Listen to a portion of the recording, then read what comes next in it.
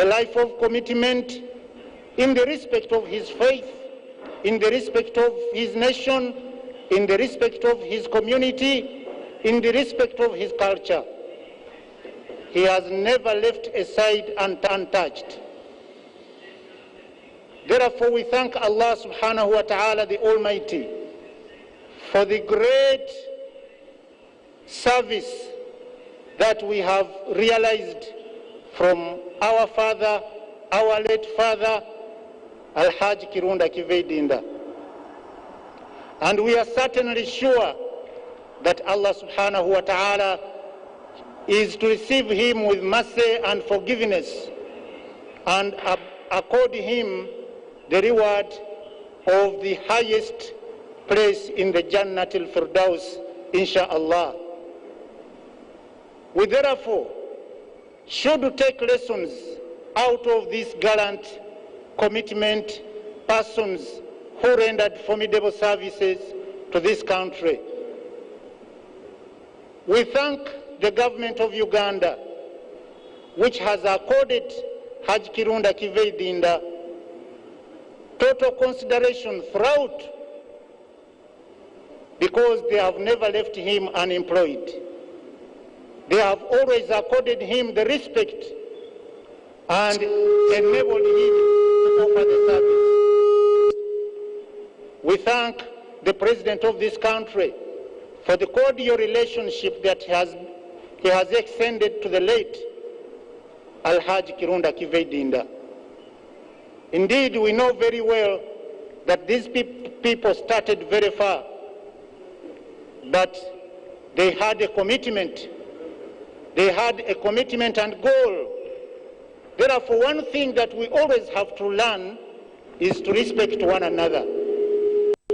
People should respect one another and also appreciate the services that are delivered by such unique persons which Allah subhanahu wa ta'ala has gifted us with.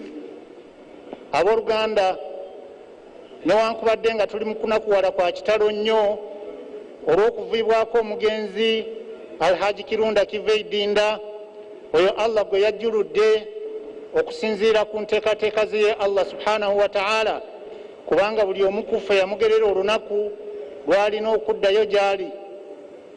Twebaza Allah ow'ekitiibwa olw'obulamu bwa mukadde waffe oyo Ali Kirunda Kivejinja, obulamu obadde bujjudde obumalirivu, okwewaayo, okuweereza ebiseera bye byonna Katonda byamuwadde mu bulamu.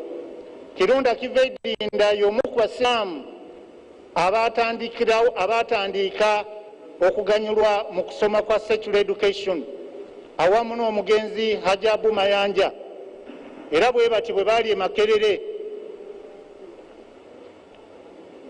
Omugenzi ono okuva lwe yamaliriza ebyobuyigiriza bwe e India n'akomawo wano e Uganda, abadde aweereza eggwanga lino okuviira ddala gye lyafunira independence okutuusa na buno gye tuli. Naye bye tubadde tumulamamu bwe bumalirivu, kwe kubeera nga tasuubira kufunamu mu ekyo kyakola, okubeera nga ayagala buli omu, okubeera nga awa ekitiibwa abamutwala, ate nga awa ekitiibwa n'abantu bonna abamutuukirira, era nga tabalyazaamaanya. N'olwekyo twebaza Allah ow'ekitiibwa olw'obulamu obulungi obwo bwe yatuwa mu mugenzi ono Haji Ali Kirunda Kivejinja. Era nga mu nsonga eyo tuyigamu ebintu bingi. Ekisookera ddala, Kirunda Kivejinja ajjulukuse mu bulamu ng'alina emyaka 85, naye abadde akyaweereza. N'olwekyo omuntu wenna ali eyo tolina kubeera nga weenyooma olw'emyaka gyo oba olwakino na kiri. Olina okubeera nti okufaayo nnyo okuweereza.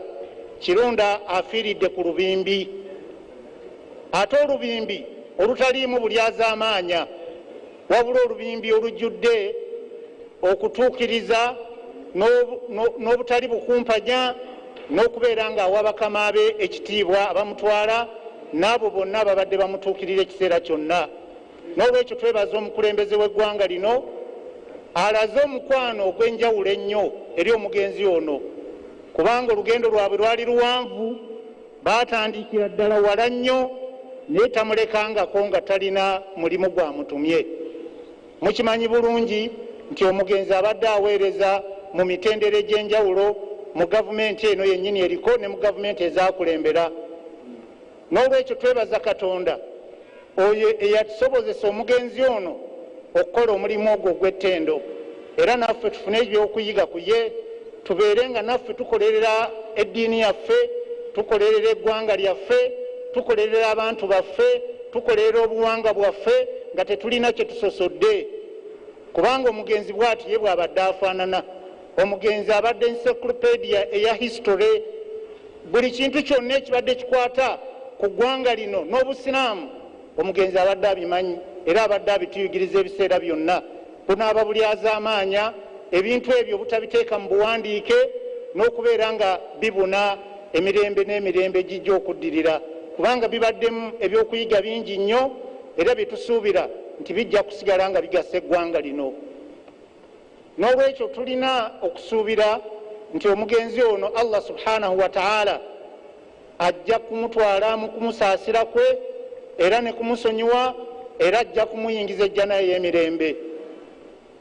Abantu ba Allah, mu kiseera kino we tuli, obulwadde buno covid namutta buyitiridde, era kino kye tulimu kyakulabirako ekyenkukunala nti naffe ffenna tutwale obuvunaanyizibwa tuleme kwezikiriza na kirwadde kino.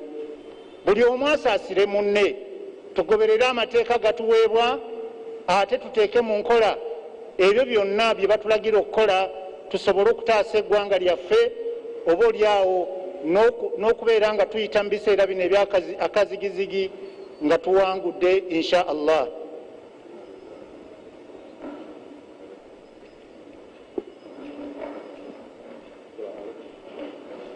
N'ebigambo ebyo ebitono tusaba Allah ow'ekitiibwa obulamu bw'omugenzi abufuule obw'emirembe egitaggwaawo, era amusaasire, amuyingize ennyumba ey'okwesiima, amubeererewo mu bantu be, mu zadde lye libeere kubeera nti ate lifafaagana oluvannyuma lw'okuvaawo kwe.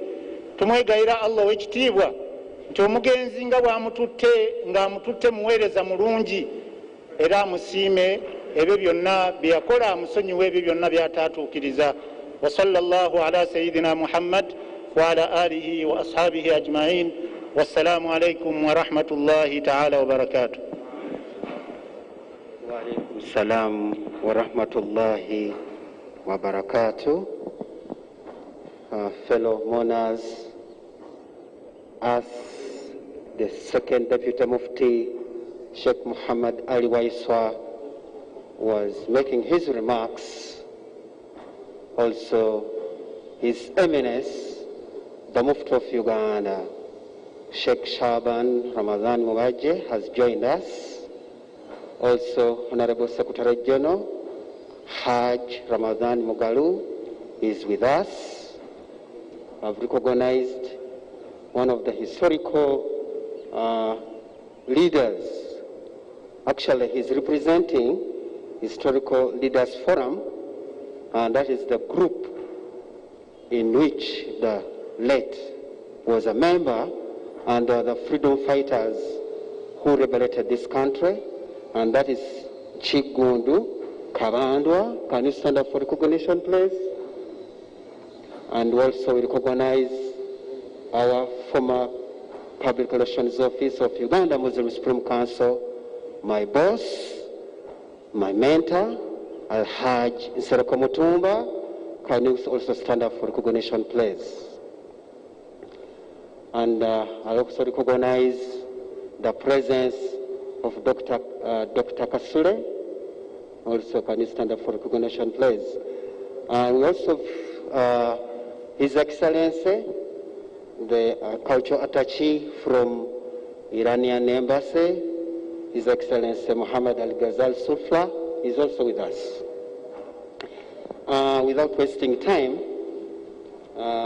from the program, this is the your time now to have a few remarks from the representative of the family of Honorable Ali Kirunda Kivejinja, please.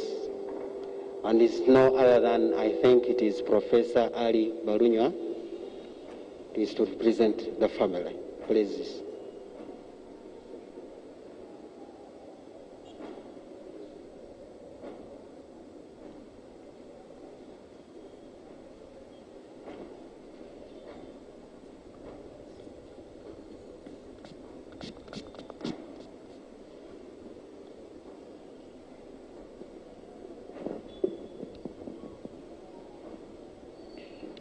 Assalamu alaikum. The Right Honorable Prime Minister, Ndogurhana Rugunda, who is online, His Eminence, the Mufti, and the Deputy Muftis, members of the Supreme Council,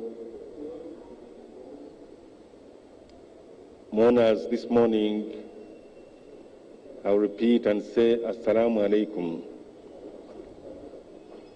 Munansonyiwa kigambo ekyo Mufti amanyi lwaki sobola kukimalayo.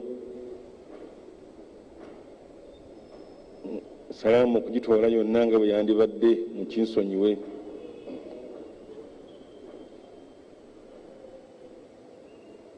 Honorable Kirunda Kivejinja, kyemmanyi mufe abali wano ffenna atukutteko. Yazaalibwa abadde musajja mulangira ebusoga nga ali mu famire ezo ezaava ebunyolo ezigenda ebusoga, nga bwe muwulidde Deputy Mufti ng'ayogera. Musajja yali musomi, yasomera e Bukoyo, n'asomera e Mwiri,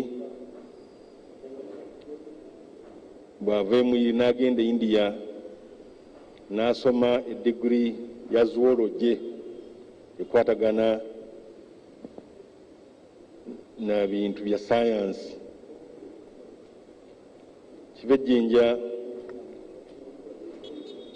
yayagala nnyo ensi ye. Abaakyali e India yali omu ku abo abalwanirira okwefuga kw'amawanga ga Africa, era gye yava okudda wano n'ayenyigira mu independence ya Uganda, n'akwatagana n'omugenzi Milton Obote, ye yali omuwandiisi wa speech z'Obote ng'akyali muvubuka. Ebiseera bya Amini Kivejinja tiyagenda mu politics. Bwe bavaamu nga President Amini avuddewo, bakwatagana ne President waffe President Museveni on'okutuusa kati. Kivejinja tuyinza kumwogerako nga toyogedde ku eyaliko Prime Minister Right Honorable Kintu Musoke, era abayozaayoza, ne Honorable Bidandi Sali.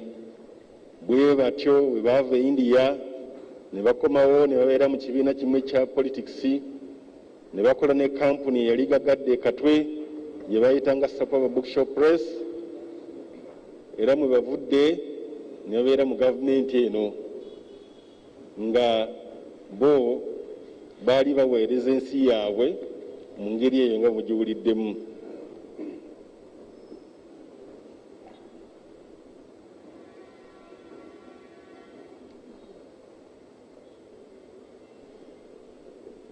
Kivejinja mu message zetufunye waliwo ngambye nti waliwo library eggaddwawo olwaleero olw'obumanyi bw'abadde ayina. Bw'atandika okwogera ku by'obusiraamu olowooza nti ekyo kyokka kyamanyi. Bw'ayogera ku bya China olowooza ekyo kyokka kyamanyi. bw'ayogera ku bya Cuba olowooza nti ekikyuka kyamanyi. Allah yali amuwadde okusoma n'okukwata. Twebaze Allah subhanahu wa taala olw'obulamu bwa taata waffe oyo, kojja waffe, jjajjaffe. Omugenzi alise abaana n'abazzukulu. Toyinza mubalira baana kubanga ffe tuli baana be. Yadde famire y'Abalunywa Kivejinja abeera muko, naye Allah yajjula Abalunywa abamumanyi. Kivejinja yalabira amaka g'Abalunywa n'amaka amalala mangi nnyo, si Busoga yokka naye Embarara, Ebunyoro yali ng'alabira amaka ago.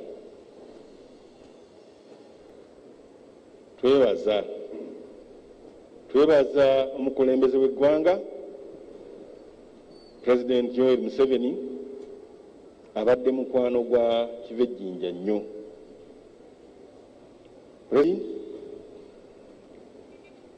Abadde n'omugenzi emyaka mingi giringa 4. Mu mukwano ogwo ndowooza nti President mu maka ge yakagendamu amangi ennyo aga Kivejinja, amatono ennyo aga Kivejinja mwegali ng'agatuuseemu omulundi ogudakusukka gumu, n'okusulako mu maka ga famire ya Kivejinja kikulaga omukwano gwe badde bayina, n'okuba nti ku myaka gye era abadde akyamutuma nkolera kino, nkolera kino, nkolera kiri. Atulesa abaana nga bwe ŋŋambye, tetujja mubalira baana, tulesa abaana bangi nnyo, naye twebaza Pulezidenti olw'okuba nti atukwatidde ku mukadde waffe n'abeera ng'amuwadde obuvunaanyizibwa obwo bw'abadde nabwo. Neebaza Mufti ne Badeputy ne Supreme Council yonna olw'okubeererawo mukadde waffe buli mukolo gwonna gw'abadde nagwo. Mufti abadde abeerawo, so Mufti weebale nnyo, weebale kutuusa kitiibwa ekyo. Olw'ebiseera tusuubira okuziika mukadde waffe ku ssaawa 8. Olw'ebiseera sijja kgenda mu bingi nnyo, naye njagala okwebaza gavumenti, neebaze ekibiina kya NRM, neebaze abo bonna abatuyambye, neebaze abasawo b'e Mulago kubanga muzeeyi namutwalayo e Mulago, naye buli kantu konna kebadde asobola okukola bakakoze. Twebaze Allah subhanahu wa taala olw'obulamu bwa muzeeyi oyo kubanga obulamu bwe bubadde bulungi nnyo, tebubaddeemu buzibu bwonna. Nga bwe muli Deputy Mufti bw'ayogedde, abadde musajja muyonjo nnyo nga talina nusu ya gavumenti gye yatwalako, ng'agitwala mu bukyamu. Neebaza mikwano gye ona bidandisali abo, si mikwano gye, baganda be Kintu Musoke ne Prime Minister mwennyini, kubanga ono bwe Kivejinja yanteeka ku kakiiko kamu akafuga eddwaliro lye ne Prime Minister. So Prime Minister tukwebaza olw'omukwano gw'obadde olaga eri Honorable Kivejinja ne famire ye n'abantu be. Bannange nsaba Allah asaasire omugenzi, tumusabire ebyamusobako, Allah bimusonyiwe era amwejjana. Assalamu alaikum.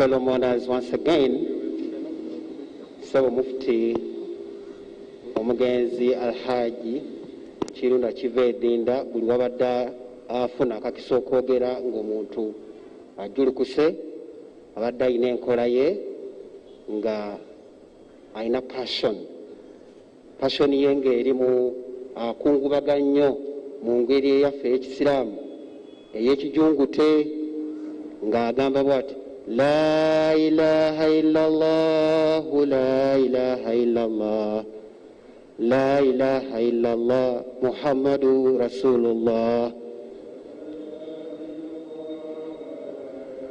la ilaha illallah Muhammadu Rasulullah yebadde yenkola ya Al-Haji Kirunda Kivejinja nga bwe muwulidde professor ng'agamba nti he has been a prince from one of the 11 real clans of Busoga and is a 7th generation is the 7th generation and descendant of the Omukam of Bunyoro by the names of Agutamba. So he has that respect as we've had. Without wasting more time, this time now we are going to hear remarks from His Eminence the Mufti, and the person who is going to call and invite him is our Honorable Secretary General, Haji Ramadan Mugalu, please.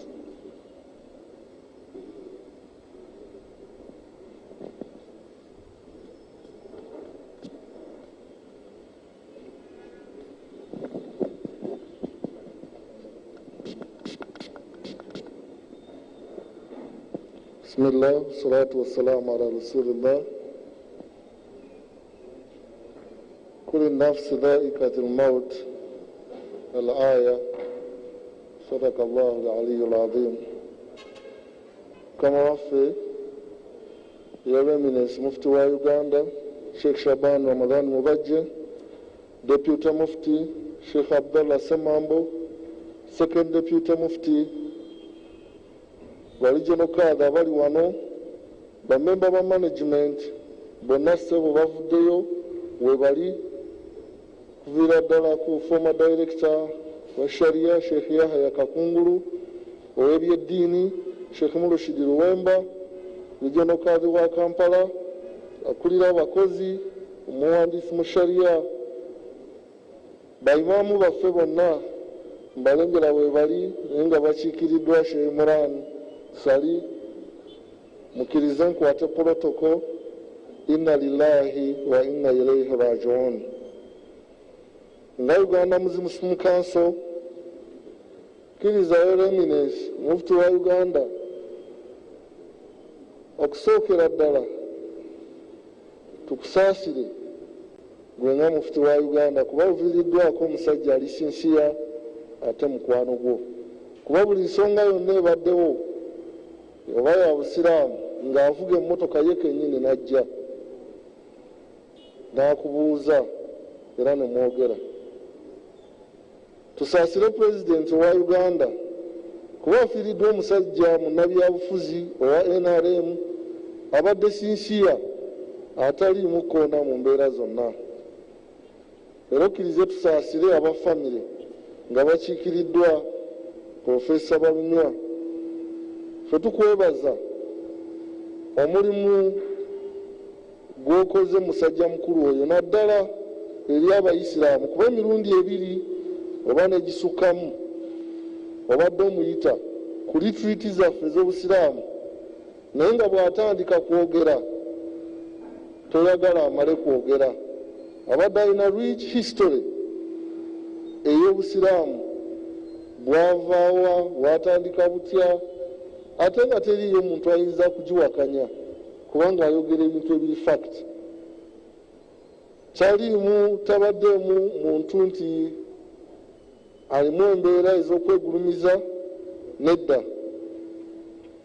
Mu buweereza bwe bwonna tufiiriddwa omuntu omuyisiraamu abadde alina history ow'ebika ebyenjawulo, naye ng'okusingira ddala ngaffe Abayisiraamu ebikwatagana ku buyisiraamu bajja butya, butandise butya, challenges zaabwo. Ate n'abeera omuntu omu eyatuggulirawo n'okukkirizisa abalala okutandika okusoma secular mu Uganda.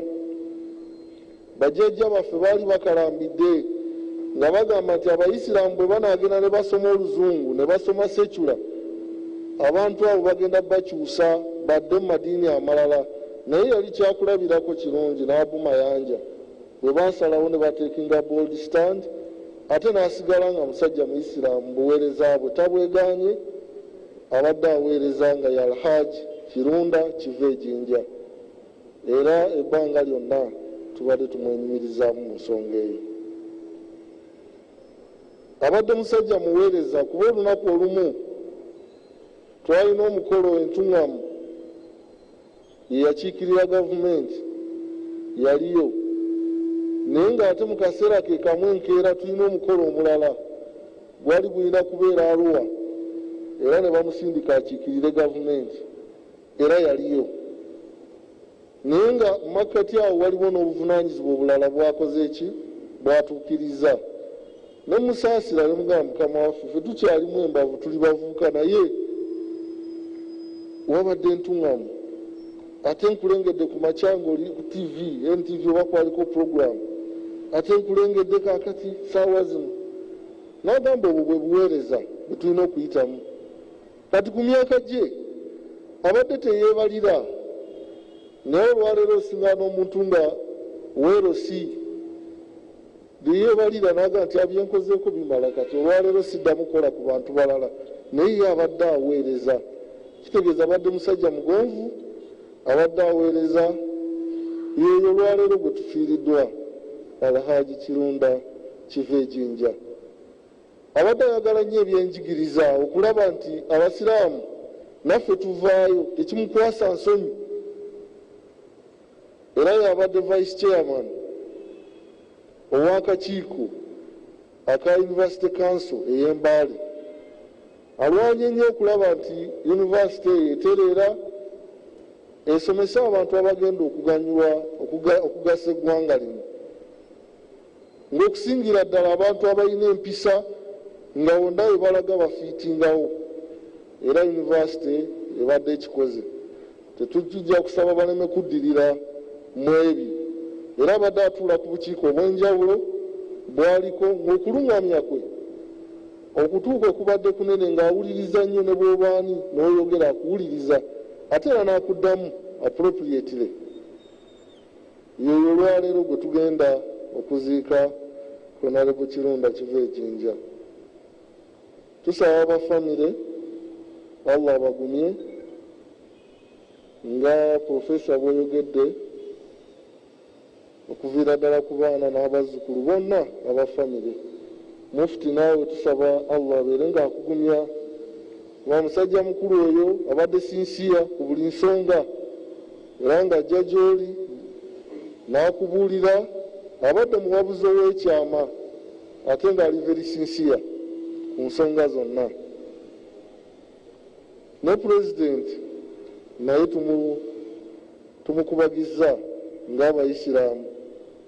Tetumanyi nti oba abantu abalinga Honorable Kirunda Kivejinja Al-Haji bwe bali kati batono nnyo, abantu abali dedicated, bakaada abali sincere, abaagala eggwanga lyabwe ligende mu maaso, weba we bali batono. Tusaba nti naawe Mungu akusaasire kuba eryo ddibu ddene. Abadde ayimirira n'agamba nti nze nina emyaka 85, naye Pulezidenti alina emyaka 75, nze nkyasobola okuweereza. Ate ndiidi abadde soba, obwongo bwe bubadde soba, ng'ajjukira ne bwe ba miitingi wemwakoma wemutandikira. Naye kakati omuntu w'emyaka 75 aba akyali, bino bigambo bye bibadde bigambo bye, gamba aba akyali. Nze nina emyaka 85 naye w'emyaka 75 aba akyali. So abadde kyakulabirako kirungi eri eggwanga lyaffe Uganda. Kkiriza mu kaseera kano Your Eminence, nkome wano tegeezeddwa nti ngenda kuyitawo obubaka bwo deputy mufti Sheikh Semmambo yajja okkulira okusaalira nga bwe walagidde mu nteekateekayo insha allahu taala. Tafadhali mashukuru.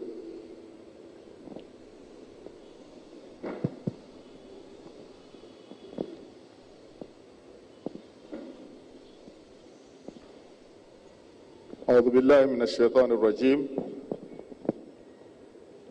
ولنبلونكم بشيء من الخوف والجوع ونقص من الأموال والأنفس والثمرات وبشر الصابرين الذين إذا أصابتهم مصيبة قالوا إنا لله وإنا إليه راجعون أولئك عليهم صلوات من ربهم ورحمة وأولئك هم المهتدون. صدق الله العظيم.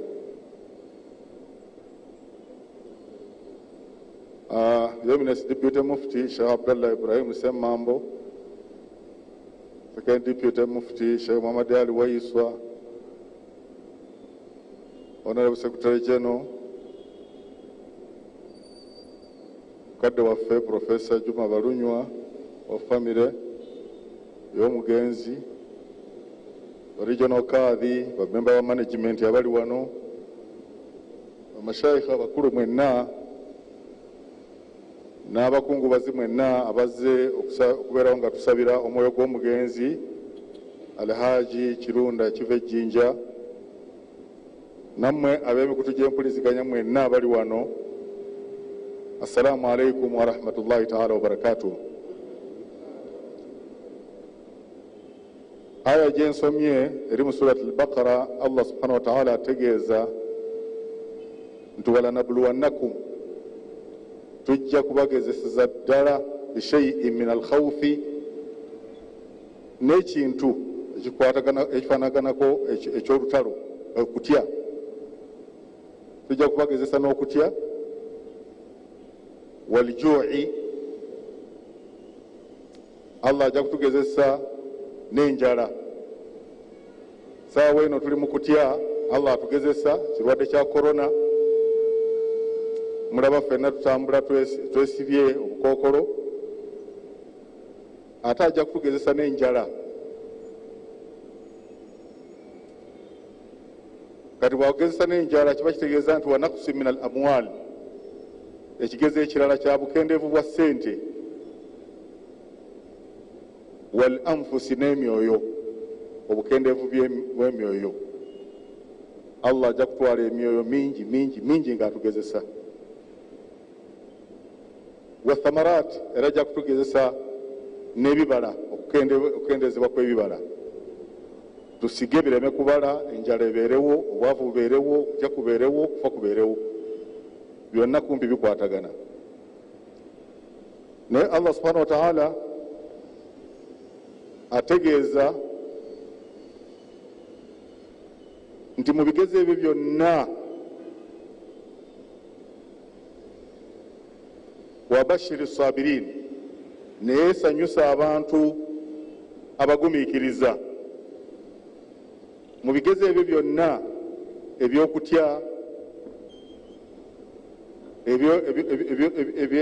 eby'enjala, eby'emyoyo, eby'ebibala n'ebyobwavu, abagumiikiriza basanyuse. Ku bintu ebyo buli muntu ekimukwatako kitono, batono abagumiikiriza. Naye agamba nti sanyusa omuntu bw'alaba nga agezesebwa, n'agamba nti inna lillahi wa inna ilaihi raji'un. Ti ffenna tuliwo ku lwa Allah subhanahu wa ta'ala, era ffenna gyali gye tugenda okudda. Amakulu nti omuntu amanya nti bino ebigezo bivudde eri Mukama Katonda, si bya muntu, si bya gavumenti, si bya bakulu, si baami, si bakyala, naye n'amanya nti Katonda yatugezesezza. Agambye nti abantu abamanya bwe batyo, abo be balina okusaasirwa, era be bantu abaluŋŋamu. Right Honorable Prime Minister w'eggwanga lino, nga naawe tuli wamu naawe ntwala obubaka obukubagiza n'okusaasira n'ennaku eri obukulembeze bw'eggwanga lino, eri omukulembeze w'eggwanga okusookera ddala His Excellency Yoweri Kaguta Museveni olw'okuviibwako mukwano gwe, mukulu we, ate omuweereza w'eggwanga lino. Nsaba Mukama Katonda abagumye olw'emirimu gy'akoledde eggwanga lino mingi, ate naawe nenkusaasira kubanga gwe mukono gwo ogwa ddyo gw'obadde okola nagwo emirimu gy'eggwanga lino okutuukiriza obuvunaanyizibwa obw'eggwanga. Kusaasidde nnyo Right Honorable Prime Minister mu kiseera kino eky'ennaku.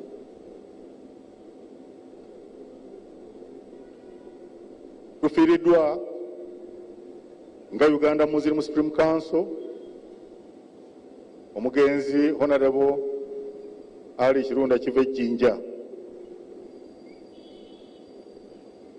nga bwe babyogedde mwenna nsaasira abasiraamu ba Uganda bonna okutwalira awamu okubeera ntufiiriddwa omu ku basiraamu baffe ab'amaanyi era abadde yenyumiririza mu ddiini ye.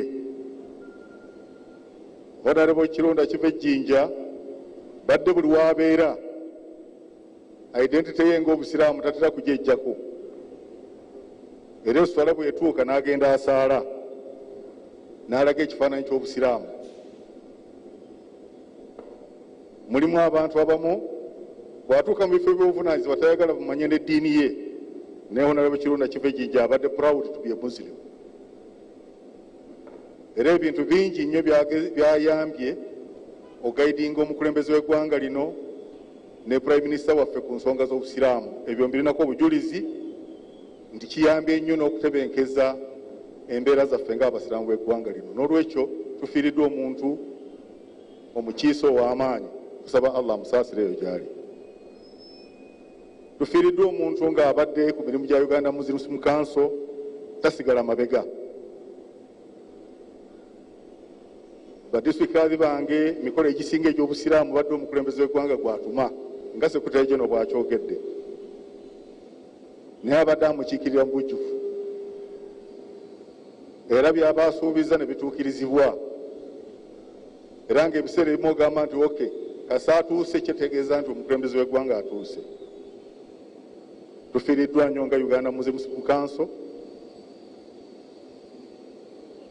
abadde muwabuzi w'amaanyi babyogedde, sijja kubiddamu ng'awabula ofiisi yange, nekituyambako okubeera nti tutambuza emirimu gy'eggwanga lino oludda lw'eddiini n'oludda lwa gavumenti nga tuli bumu. Honorable Kirunda Kivejinja bamwogeddeko ku Islamic University, yali omu ku mpagi ezayimirizawo university eyo nebeera ng'etandika okutambula. Nsaasidde nnyo aba university, Islamic University in Uganda, abaana bangi abayiseewo nga bayita mu mikono gya Honorable Kirunda Kivejinja nga y'omu ku bamyuka ba kanso ya University y'e Mbale. Nafuna omukisa okukolaganako naye nga ndi ku Islamic University, nfunye omukisa okubeera naye nga ndi mu bukulembeze buno obw'obusiraamu obwa Uganda. Musanze nga muntu tazzikawo. Ku mikolo gyaffe badde omulekera ekiseera kinene, bw'omuwa akaseera katono dakiika 15 ye tazikozesa olw'okubanga abadde na bingi. Era omanya nti Honorable Keke bw'aba waali ku mukolo muwere ddala saawa nnamba mu butono ennyo, naye ate wagenda okumalira essaawa ennamba agamba nti n'obugambo obwo butono kankomaawo. Obunene bwe buliwo bwebwo Profesa bw'ayogeddeko nti alina bingi agenze nabyo. Nalina omukisa omulundi ogwasembyeyo namugamba nti lwaki ebintu bino tobiwandiika? Nagamba nti ntandise okuwandiika. Tetumanyi wabadde atuuse wabula nze ndowooza nti abamuli ku lusegere basobola okuyambako mulimu ogwo tegutuukirira olwokubanga ebitabo byawandiikibwanga abantu ne bitaggwa naye abaana mikwano ne bayambako omulimu ogwo ne gutuukirira. Profesa olina omulimu ogw'okulondoola ebyafaayo bya mukadde waffe oyo. Profesa nkusaasidde nnyo olwokubanga nze badde mmanyi nti Honorable Kirunda Kivejinja kyakola kumpi naawe oba okitegeddeko, naawe ekyokola aba akitegeddeko kuba ntera okubasanga wamu era amaka gegamu. Kusaasidde nnyo, Allah akugumye. Ab'effamire Allah abasaasire. Tufiiriddwa nnyo okutwalira awamu era tusaba Allah subhanahu wa ta'ala abeerenga mukadde waffe amusaasira, amuteeke mu jjana ey'emirembe. Ebigambo bya Honorable Kirunda Kivejinja bizibu byakumalayo, naye nga mu byonna oyo musajja muzira era musajja eyeetaaga okusigala nga tumujjukira mu ssala zaffe. Njagala njogereko okutya oba ku myoyo. Ennaku zino abantu kati tutandise okuziika abantu abawerako, naye tutandise okulaba abantu abafa bantu babuvunaanyizibwa.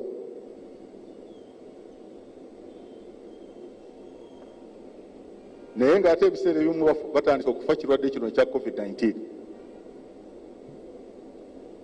Sebo Right Honorable Prime Minister, omukulembeze w'eggwanga yatwala omulimu muwanvu munene nnyo ogw'okusomesa abantu ku kirwadde kino ekya COVID-19.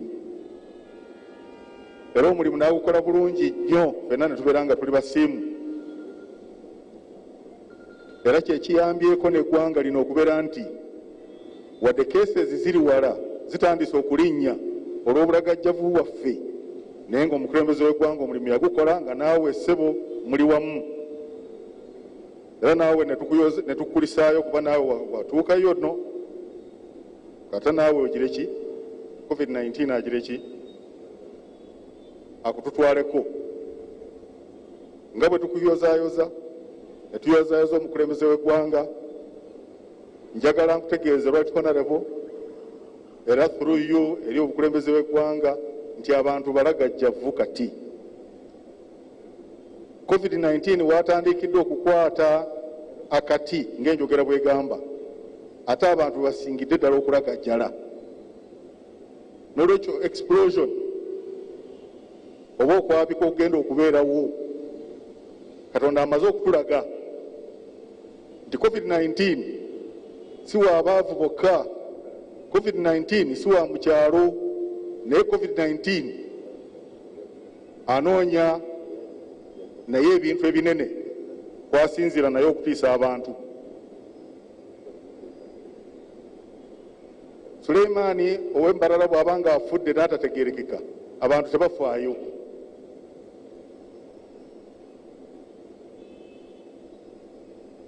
John ali mu Mount Elgon eyo bw'afa COVID-19, abantu tebafaayo kuba tekitiisa. Era bayinza kubyasosietinga abadde akololamu, abaddemuko omusujjasujja, abadde ne pressure. Naye kaakati COVID-19 asooka kukwata abakulu. Right Honorable, Allah aba alaga buyinza. Tibwabanga Prime Minister wa Bungereza yakomayo, n'owa America naye n'akomayo, mu Uganda okubeera nti abantu bamanya nti COVID-19 is a reality, ajja kunoonyaamu ate emitwe nga kati bwe tuzze okuwerekera mukadde waffe Kirunda Kivejinja. Abantu baleke bategeere nti omuntu omukulu wamukwatidde, kati gwe wa bulijjo lwaki gwe tewekuuma. omukulu walemereddwa okubeera nti atuuka okufuna obujjanjabi oba okuwona ekirwadde kino kaakati gwe atalina bujjanjabi. twabadde twakabaziika chairman waffe wa Uganda Muslim Council Dr. Abdulkadir Balonde, engeri gye yakwatibwamu COVID-19 tetwakitegeera, yatandika mpola mpola tibannange kuliramu empewo kuliramu kasejiga n'atandika okukwata nga tutambula naye mutuwa kasalamiya ono bulinga buvikisi n'atandika okubuteeka mu bukyayi ng'ajweramu agireki.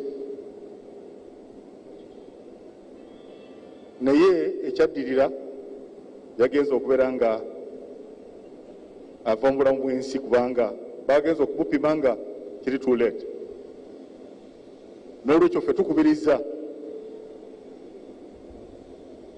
bannayuganda, twasalawo nga Intelligence Council of Uganda nti kati enjiri zaffe ezikwatagana ne COVID-19 tuzitwale mu makanisa, tuzitwale mu mizikiti, tuzitwale we tuziikira, tuzisaala wala emikolo gyonna, abantu babeere nga beekuuma SOPs. Ate ffe bannaddiini twayongerako ne tugamba nti buli muntu ateekewo SOPs, era ezo twagenda ne tuzikkaanyaako ne Ministry ya Health, ne tuzikkaanyaako ne Official Right Honorable Prime Minister, ne tulyoka tujja ne mutukkiriza.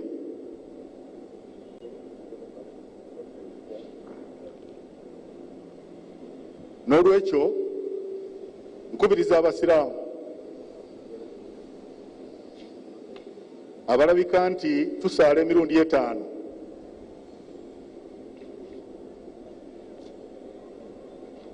tubeere nga twekuuma ku SOPs ze twakkiriziganya ne gavumenti. Ffe tulinako ezaffe ez'enjawulo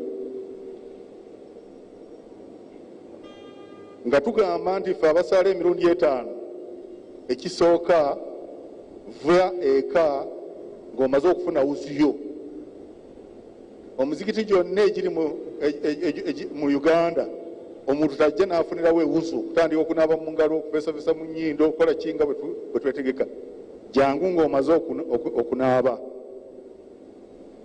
Ekyokubiri bw'omala okufuna ewuzu, teekako masikiyo. Ekyokusatu, funa omusaala ogugwo gw'osaalirako prayer mat eyiyo. Ekyokuna bw'ojja ku mulyango sanitizinga. Ekyokutaano bw'oyingira mu muzikiti, distance yourself. Mulimu abavubuka ab'engezigezi mbu naswi ku naswi, naye abo bantu batemu nno, kuba hadisi waliwo weekola wa dharura tubihu almahdhurat. Sharia yaffe tugamba nti awali obwetaavu, ekireetedde obwetaavu kyekirina okukolebwa, ekisoboka okukolebwa mu bwetaavu kikolebwa okutaasa obulamu. N'olwekyo gwe tojja kugamba abantu nti kwata ekigere okisimbe kugwa munno nga kugira ki musaanyaawo. Social distancing ebeere nga nkulu, ate oluvannyuma lw'okusaala immediately emizikiti giggalwe. N'olwekyo n'esala endala zino ez'ekiro nazo tuzikomye mu mizikiti. Eswala ya subuhi mugisaalire eka, eswala ya dhuhuri musobola okusaalira mu muzikiti, eswala ya asiri mugisaalire mu muzikiti, eswala ya magharibi n'isha gisaalire eka. Kubanga eswala mutunulire Makka lwaki hijja bagiganja omwaka guno. Bannaffe ab'engezigezi mukyogereko, lwaki baganye hijja? Empagi y'obusiraamu ennamba ey'okutaano tewali yagenza kukola hijja, naye tewali yayombye. Naye ffe eswala tugamba nti eswala teyinza kulekebwa, wabula gisaalire eka nga bwe twali mu lockdown. Omuzikiti ogunaalabika nti SOPs ezo guganya okuzigoberera tujja kulagira guggalwe era tujja kusaba n'abakwasisa amateeka bakakase nti omuzikiti ogwo guggaddwa bakola bajja okukkirizibwa nga bamaze okukkiriza okugoberera SOPs. Olwokubanga abasiraamu kirabika nti batandise okulagajjalira nnyo SOPs zetwakkiriziganya ne gavumenti. Ebigambo bingi ebirala nsobola okubyogerera eri gyetugenda okuziika naye njagala olw'ebiseera nkome wano n'ennaku nyingi tusabire omwoyo gw'omugenzi Mukama Katonda amusaasire, ate n'eggwanga lyaffe nalyo tulisabire emirembe, naddala mu kiseera kino ekyokulonda buli muntu okuuma emirembe, ate SOPs tuzeekuume olw'okubanga COVID kaakati amaze okulaga nti waali ate w'amaanyi, tewali ate asobola kumulemesa. Mukama Katonda asaasire mukadde waffe. وصلى الله وسلم على سيدنا محمد وعلى آله وصحبه وسلم والحمد لله والسلام عليكم ورحمة الله تعالى وبركاته. وعليكم السلام ورحمة الله وبركاته. So, Your Eminence? Yes, kantwala omukisa guno mpite mukadde waffe mukama waffe Right Honorable Prime Minister w'eggwanga lino Dr. Ruhakana Rugunda abeere nga ayogerako eri abakungubazi n'eri eggwanga lyonna n'eri ensi yonna ku lw'okubanga ensi yonna kati yatuwuliriza. Most welcome, Right Honorable.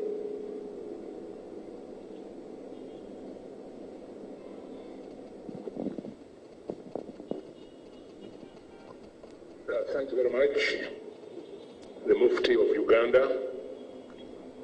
I also thank the leadership of the Uganda Muslim Supreme Council for organizing this send-off prayers of our departed brother and elder Ali. I think the leadership of the Uganda Muslim Supreme Council has clearly demonstrated respect and adherence to the SOPs, and I commend you and congratulate you and ask other institutions of worship to emulate this example. I also appreciate the words of teaching that you have very well articulated concerning the role of our people in fighting the COVID-19 pandemic. It is true that the stage we have reached where COVID has gone throughout the country under stage 4, the responsibility now is in our hands as individuals, as families, as communities. And the Mufti of Uganda has very well elaborated the measures you should take, especially using masks, social distancing, washing hands and sanitizing as critical preventive measures that we can take in order to be able to defeat this pandemic. And I'm happy that the messages delivered by His Excellency the President, the Minister of Health and Government are being adhered to by the Uganda Muslim Supreme Council, and we would like to see this cover the whole country because that's the way to defeat the pandemic. Let me take this opportunity to express some words about our departed brother, Ali Kirunda Kivejinja. And I appreciate the speeches that have been made in the mosque, which indeed describe our brother very well, and that will make my work easier and even brief, because the main message has already been given by the Mufti and the Supreme Council leadership. But Ali Kirunda Kivejinja started his political activism, social activism, mainly when he was a student and student leader in India, when he was organizing Ugandan students and also African students. And it is true that he worked very closely with the late John Kakonge and our brothers Bidan Sali and Chintu Musoke in organizing the Ugandans and the African students. He quickly came home and around the period of independence, and he played his key role as head of research of the Uganda People's Congress at its headquarters. And he became a star very, very quickly. He particularly worked among the young people to deepen their national consciousness. But really, who was Kirunda? In addition to what has already been described, Kirunda was a down-to-earth man, a man of the people, a man of the family, a man who did everything possible for the family, everything possible to improve Busoga, to improve Uganda, to improve Africa, and to improve humanity. He was straight. He was clear. He did not beat around the bush. His position would be easily predictable on issues that raised and generated controversy, because you know that Kirunda Kivejinja is principled. This will be his position, and he articulated it very well in different quarters. Kirunda deeply valued relationships, and wherever he went, he left traces of relationships, and he used those relationships for the benefit of the country and of the continent. I'll give you 2 or 3 illustrations. He went to India, studied, closely worked with Prime Minister Pandit Nehru, and built strong links which enabled many Ugandan students to go to India and study in India and come back to Uganda and make significant contribution in the development of Uganda. He visited Indonesia. While in Indonesia, his first visit, he was able to get 35 scholarships for Ugandan students, and some of the students that are studied under this program are already playing an important role both in the country and also in the world. A third example is that during the difficult days in our country, Kirunda Kivejinja spent a few years in Austria.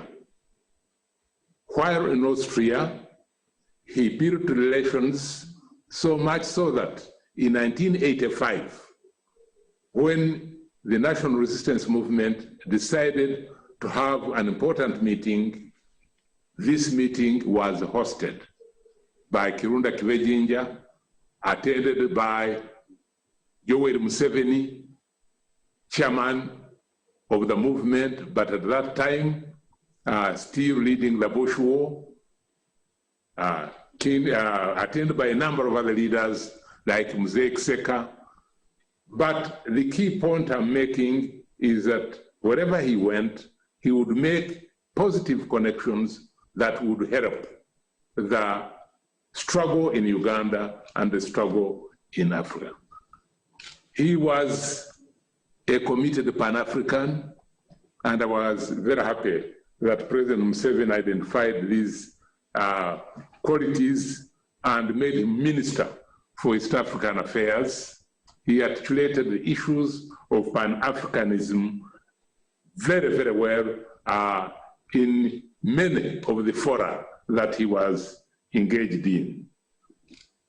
It's true he loved education, and I've talked about scholarships, but he sent students to many other centers to acquire knowledge, and he went to different districts, especially in Busoga, identifying young men and women, encouraging them to study. And if you go to some of these villages, you find that those young men and women who studied under the encouragement of Kirunda Kivejinja are already making very significant impact in the area, in the country, and on the continent.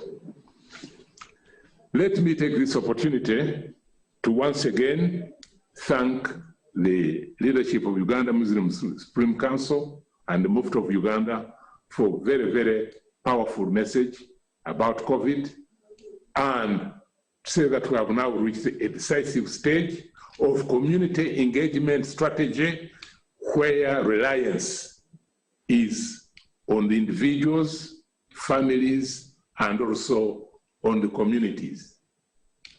Let everybody know that COVID kills and is killing many of our people.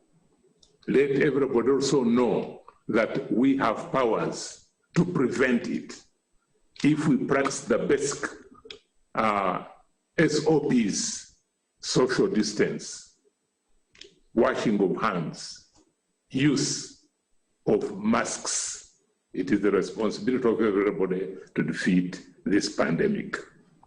I want to thank the family of our brother Kirunda Kivejinja for being very close to him and for being by his side during this very difficult time of sickness. I thank our friend Professor Barunywa, who coordinated this exercise of prayers and who has been very, very close, liaising between the government and also the family members. I'm happy that a number of children of Ndugu Kirunda Kivejinja were able to travel from different parts of the world, the United States, Namibia, and other areas, to come and be with him, and they are still with us. That family solidarity, that family togetherness is very much deeply appreciated. Now, as I was making these remarks, I received His Excellency President Yoweri Museveni's message upon the death of his friend, the Right Honorable Al-Haji Kirunda Kivejinja. Let me take this opportunity to also deliver the message, which I will also deliver in Bugweri within the next couple of hours. The message from His Excellency the President runs as follows. To the family of the Right Honorable Al-Haji Kirunda Kivejinja,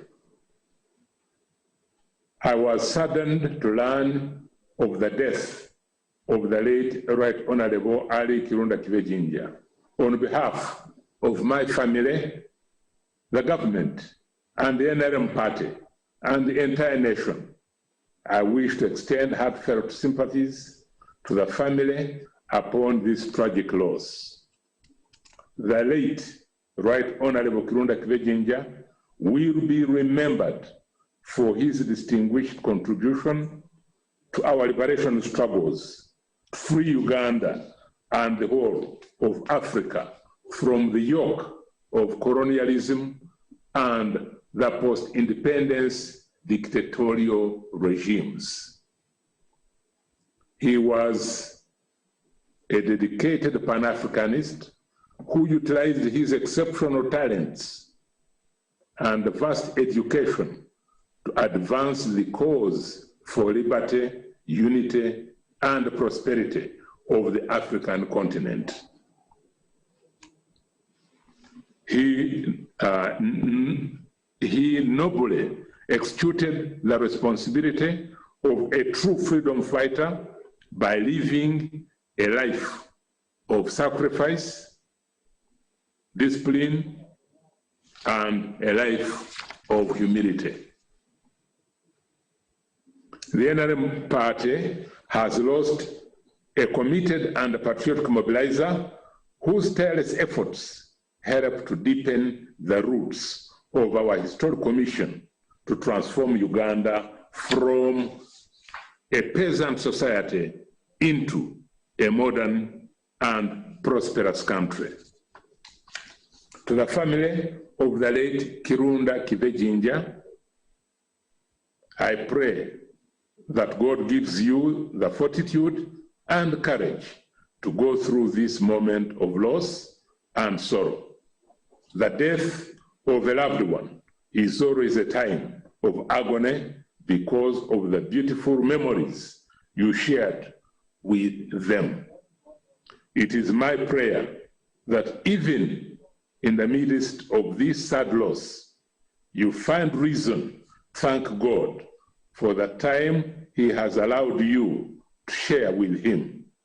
I ask that you celebrate His life and dwell on His wonderful achievements, which have touched and transformed the lives of many people. Through His earthly life, though through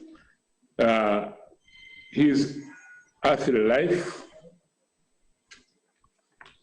has come to an end, though His earthly life has come to an end, I urge you to carry on His great work and continue in the path of His exemplary legacy. I wish to thank God for the life of the late Ali Kirunda Kivejinja, which has been saturated with great commitment to his family and country. I pray that his soul rests in eternal peace. I thank you.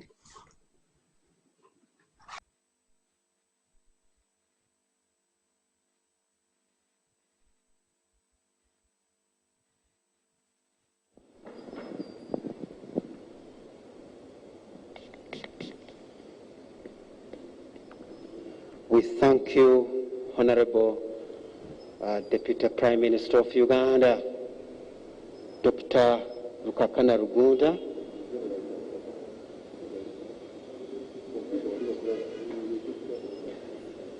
We thank you, Honorable Prime Minister of Uganda, Dr. Rukakana Rugunda, for representing His Excellency the President. And we thank him also for his words of wisdom, his words which give us courage and solace during this trying moment as we celebrate the life of our departed leader and freedom fighter, human rights activist, no other than Al-Haji Kirunda Kivejinja. We also thank His Eminence the Mufti for words of wisdom and guidance he has given us as Muslim community as we safeguard ourselves during this period of COVID-19. So Mufti, ngatumaliriza, katono nnyo, as a historian I admire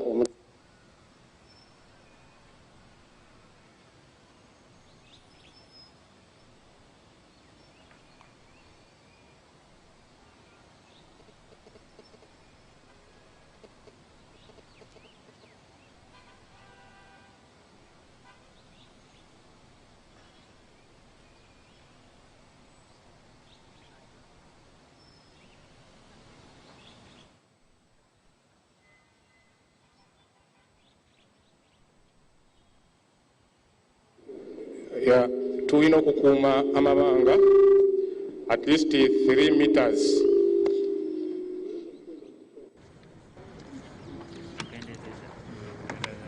make sure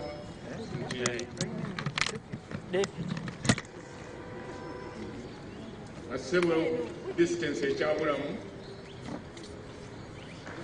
ekyomukisa omulungi nti abantu bagazi naye eno bweba ejjudde tugende ku ndala okutuusa lwe tunaamalayo naye tugezeeko okukuuma amabanga agaddala mita 3 okuva ku munno.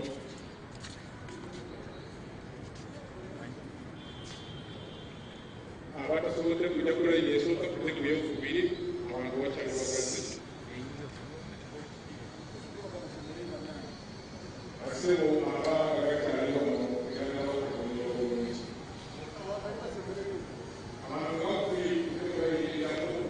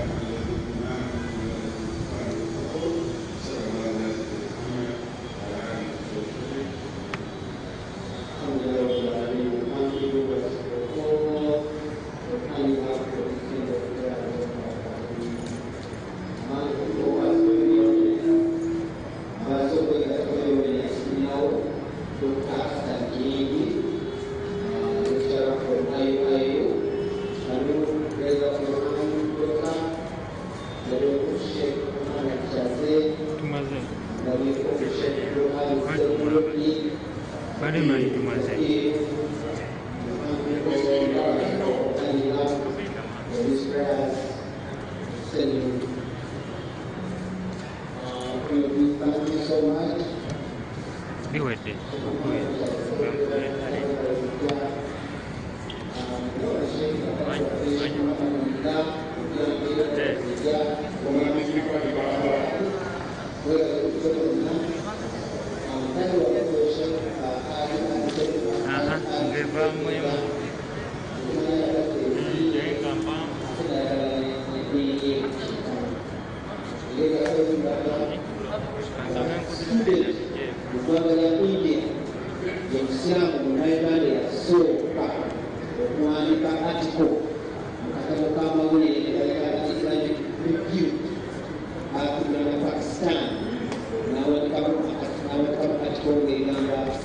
The Muslims of Uganda and their problems.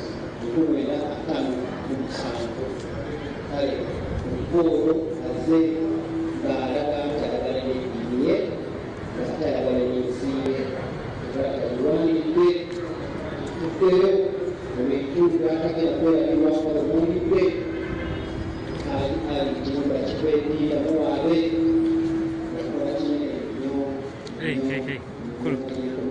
So good there.